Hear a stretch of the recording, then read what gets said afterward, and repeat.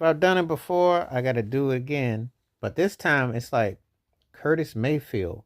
Um, which female voice did he get the most out of? Now, the three candidates: Gladys Knight, Pips goes for Claudine, Aretha Franklin for Sparkle, Mavis Staples for Let's Do It Again, A Piece of the Action. So the three and association.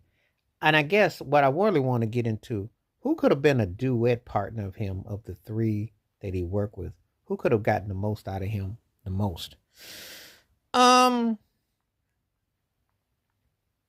it's gonna be interesting because Gladys Knight with Claudine, I like the tone of that. That just hit a certain way. That just takes you back to like Lemonade and Summertime, and it just had a certain way. It had a down home folk vibe. It had a he and the way he produced all three of them was different too.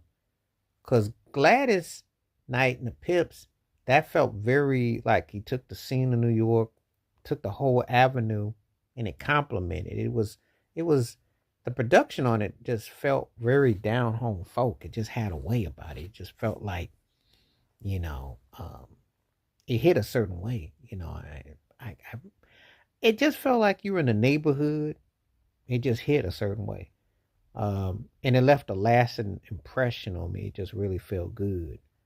That's how I would describe that one.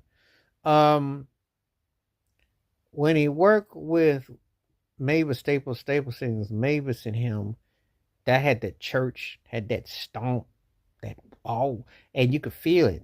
It was a rawness to it, but it was soulful. It was like the best of both worlds. Like he really got a sensuous, but he got spiritual. It was amazing how they pulled that out because it had so much double entendre and things, but yet it was soulful. It was like spiritual. It was a cleansing, and the material with him, it just stomped. You know, boom, boom, boom, and you hear it, and you just kind of feel the groove of it. It just really it moved you. It just really had a cadence about it that you just couldn't put down. So it felt some kind of way. So I would say that that one was definitely one of the ones that, had that groove to it, and it had that stank, but because of Mavis Staples' lead vocals, you couldn't help but feel it. You was gonna definitely feel some kind of way. So I would say that that was one of the things that felt.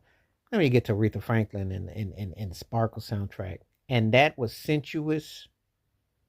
Um, it felt